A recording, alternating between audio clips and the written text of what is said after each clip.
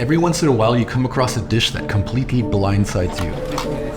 A dish so new and exotic, yet comforting and familiar at the same time. This dish for me was Khao Soi. สวัสดีครับ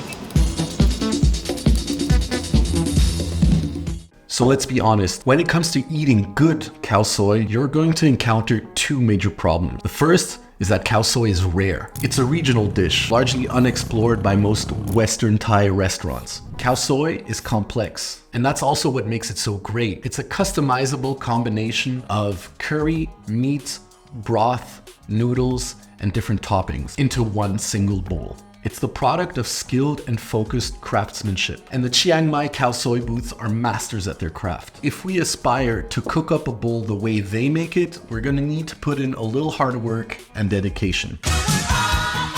This recipe tries to recreate a historically accurate and traditional version of this dish. And to understand what makes something traditional, one must first understand its story.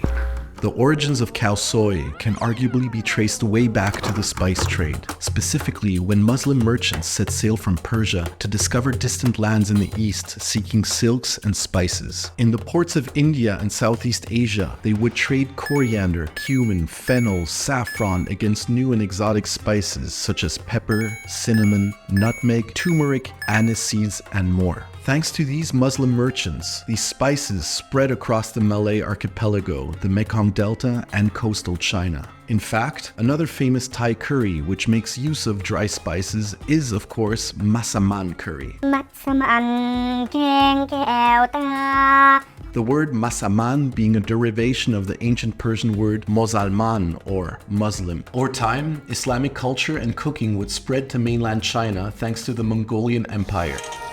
The Muslim Chinese population that settled in the Yunnan province, also known as the Hui, would suffer terrible persecution and flee to northern Thailand during the 1870s. There, they would be known as the Chin-Haw. So the Chin-Haw brought elements of Muslim Chinese cuisine into Thailand, things such as braised meats and noodles. They would get permission to settle in Chiang Mai, a prosperous city located in the heart of the Golden Triangle, at the confluence of the Ruak and Mekong rivers. Over time, what began as a trading post turned into a major Chin-Haw settlement along and around the upper Changklan Road in the area still known today as Ban Haw. It is said that during this time, in the 1870s, a noodle soup called Khao Soi first appeared in Chiang Mai. At the time, it was only sold and consumed within the Chin-Haw groups. The name Khao Soi remains a paradox. Literally, Khao Soi means rice cuts, although it is typically served with wheat noodles. In many parts of Laos, however, Khao Soi is served with noodles made from rice flour. And as you'll see, once we make our noodles by hand, it is the repetitive cutting or soi in Thai that turns a flat piece of dough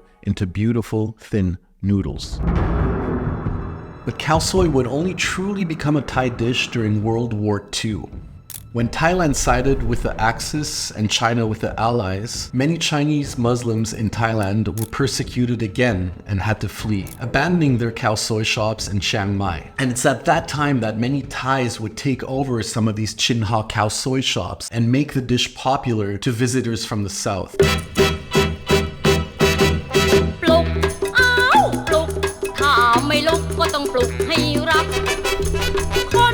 One of the earliest accounts of this is Mr. Nai Pan, a longtime employee of a Chin-Haw family-run Khao Soi restaurant in Lampan. He would return to Chiang Mai and open the first Khao Soi shop after World War II. It was there, in a little alley behind the Wororot market near Guan Yu Shrine, that Long Pan, or Uncle Pan as he became to be known by locals, would popularize Khao Soi amongst the local Thai population. Coconut milk would then also be added, an ingredient otherwise foreign to northern Thai cuisine. As it turns out, I found an interview with Lang Pan's youngest daughter. She has her own take about the name of the dish. แล้วก็มีเครื่องมือ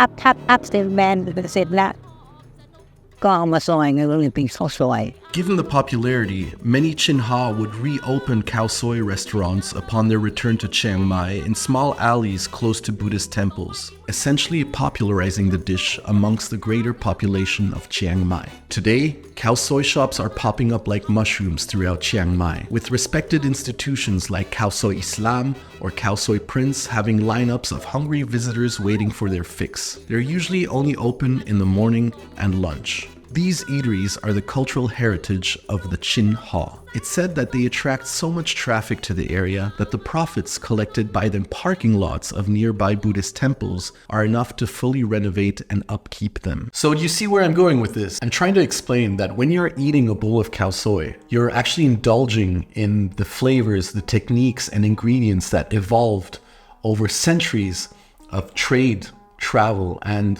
persecution. Keeping all this in mind, we're now going to cook our traditional Chin-Haw style Khao Soi.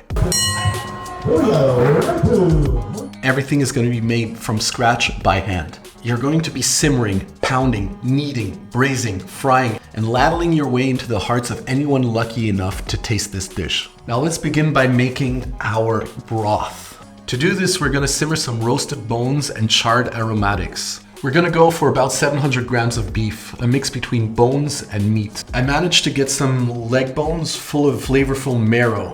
Knuckle bones, ribs, or oxtail would also be great. Get all your bones onto a grill. You're gonna wanna sear the meat on high flame to get some nice coloring. Add the meat to an empty pot and fill it about 3/4 ways with cold water and bring it to a simmer. Remove the scum. Never bring it to a rolling boil. These are your aromatics that you're going to be charring. So you have some nice big slices of ginger, finger root, and galangal. This is gonna give the broth a super nice herbaceous flavor, but give them some char so they develop a nice smoky flavor into the broth. This is pandan leaf. It's used in many desserts and broths throughout Southeast Asia. Lemongrass and makrut leaves. White peppercorn, cinnamon, anise seeds, cumin, cloves, and fennel seeds. Keep it simmering, uncovered, for 3 hours. It's time to drain our stock. Now this is the beef that we obtained from our stock, and you can be sure as hell that we're not gonna throw anything away. This is still full of beautiful texture and flavor, so we're gonna save this, and right before we make our final curry stew, we are gonna cut it up into pieces and throw it in there for a really nice beefy Khao Soi. Okay, let's talk about the curry paste for Khao Soi. If you really don't want to pound it yourself, I would recommend getting some red curry paste, equal parts yellow curry paste, or even better, masaman curry paste, and adding just a little kapi or a shrimp paste at the end. But making it yourself does all the difference, so that's what we're gonna do. Begin by making a Khao Soi masala, basically a mix of dried spices. This is the heritage of India and the Middle East. Cumin seeds, fennel seeds, cloves, black cardamom seeds, coriander seeds, pepper. Throw them into a cold wok or cast iron skillet and turn on the heat to low. Keep stirring and never take your eyes from them. You want them to turn brown but not too dark, or else they'll turn bitter. Now they're nice and toasted. You can smell it and they'll start popping as well. Put them into your mortar. Now you're gonna pulverize all your toasted ingredients into a fine powder. Notice I'm holding up my mortar. This is only because I don't want to disturb my neighbors downstairs. It makes a lot of noise. After you have it nice and fine, add some turmeric, nutmeg, and cinnamon. So notice I have a lot of beautifully fragrant Khao Soi masala. It's gonna give a nice flavor and color to our dish. Now you're gonna toast and rehydrate some dried chilies. This is gonna go very fast. And as soon as they start getting some black marks, throw in some water. Bring it up to a boil, turn off the heat, and let them rest until they are nice and rehydrated. Cut them into manageable pieces. Begin by pounding your rehydrated chilies, your lime skins, along with some coarse salt. This is gonna help you pulverize and break all the ingredients down. Just remember, the most important thing is to always completely pulverize one ingredient before you add another one in. Coriander roots, makrut leaves, go in with your ginger, your galangal, and your turmeric. Now some lemongrass, some garlic, some shallots sliced against the grain, Now you're gonna go in with about half of your Khao Soi masala and finally some kapi shrimp paste. It really binds the whole paste together and gives it a nice umami kick. And voila, in about half an hour, we made a beautifully fragrant and intense Khao Soi curry paste. Set this aside for the day that you're gonna make the stew. Khao Soi noodles are often described as yellow to the eyes, springy to the touch, and chewy to the teeth. You see, the Chinese secret to making firm, bouncy noodles is not eggs, it's this stuff, lye water. It's mind-blowing how just a couple of drops of this stuff will make your final noodles really nice and chewy, bouncy, springy, and yellow. Begin by adding 3 grams of salt to 3 grams of lye water and topping it off with 124 grams of warm water for a total of 130 grams. Whisk your solution together until the salt has completely dissolved. Now measure out 250 grams of all-purpose flour into a large bowl. Ever so gradually pour just a little of your solution and stir regularly. Now you're gonna go in with your hands. You're gonna knead these flakes into a nice rough ball of dough. My dough is looking like this, perfect. Now you're gonna let it rest for half an hour, covered so it doesn't dry out. And what we're gonna do is we're gonna knead it for about 10 minutes. And now you're gonna notice it's gonna get much smoother. And we're gonna let it rest some more, just half an hour more, covered. The dough is now ready to be flattened out. Cut it in half. 2 pieces of dough, throw just a little cornstarch. Begin by using your hands to press it into a disc and then move on to a rolling pin. Roll outwards, changing the angle of the dough every time. Now, once the dough is quite thin, it's gonna get harder with the rolling pin, so use this technique. Roll the dough around the rolling pin and then roll it away from you. This is about as thin as I want it. I'm gonna dust it lightly. Now we have our nice wide noodles for boiling and we have our thinner noodles for frying. These boiled noodles, you're gonna boil them right before serving your Khao Soi. Thinner noodles, you're gonna fry them up to 1 day before serving them.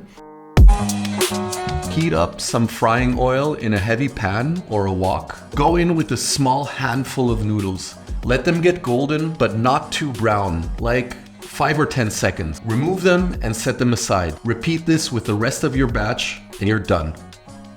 They should be really crispy. Perfect. Time to make the star of the show, the Khao Soi curry. This is where the magic happens. Begin by chopping up a lot of shallots. To give them a nice color, get them really soft. This is gonna give our final stew some nice sweet and smoky undertones and curry paste. Very gently let the oil and the paste simmer together. 200 grams of coconut cream to get those gorgeous red specks. Go in little by little. Wait for red specks to appear, mix, and add a little more, stirring regularly. It's a thing of sheer beauty and essential to the final look of a good Khao Soi. For the meat, you're gonna want a cut that has a lot of collagen. I'm using some chuck roast, you could also go with some brisket. Simmer gently for about 15 minutes. Mix well, then go in with your stock. Fill it right up to the rim. Get all that meat that you obtained from the stock and cut it into big chunks. Add that to your stew. You're gonna let it reduce for the time it takes. Half an hour, 1 hour on low flame. All those flavors are gonna macerate together and create a beautiful, thick soup. So it's time to add the final touches of flavor to keep that holy balance between the sweet and salty. Very important. Too many recipes I've found call for blending the coconut milk with the curry stew beforehand. The problem with this is that it creates a homogeneous flavor and texture. Most good Khao Soi shops in Chiang Mai will actually ladle just a bit of coconut milk into your bowl once they serve it. This results in a delicious contrast of flavors and textures. So make sure to only add a little of the coconut milk in the beginning to get those specks and reserve the rest for the end when you serve. Congratulations, you made Khao Soi. Now all that's left is preparing the 4 traditional table condiments that are always served alongside this dish. Some lime for nice fruity acidity, shallot slices, pickled mustard greens for a tangy bite. I recommend the Pigeon brand, it's the best. and my favorite nam prik pao, or chili sauce. I like to make this stuff myself, but if I don't have time, I think it's absolutely fine to use what I think comes closest to a nam prik pao that's typically served alongside Khao Soi in Chiang Mai, and that is Chinese chili crisp, often popularized under the brand Lao Gan Ma. If you can find this, get that. I warn you, it's dangerously addictive and delicious. Get some water to a rolling boil and in with your noodles for 3 minutes. Serve in a deep plate and add some ketchup mayonnaise. Now in with a good helping of your golden curry stew. Garnish with 1 ladle of warm coconut milk, crown with the crispy noodles, and finally top with plenty of greens like green onions or Chinese chives. And voila! This is what we call a beautiful bowl of Chin-Haw style Khao Soi. Unlike many Thai dishes, this one is actually served with chopsticks and a spoon. Tasting the broth. Ooh, this is good. There's so much flavor. The noodles. And these pieces of beef. You can make it with chicken, but I think the beef is so much nicer. Very tender, juicy, flavorful from the stew. And garnish that with a little lime, the whole dish. Some nam prik pao, some pickled mustard greens. What I like about this is that it's so warm and hearty, but it's also fresh and tangy from all the condiments. Congratulations, we have landed in Chiang Mai.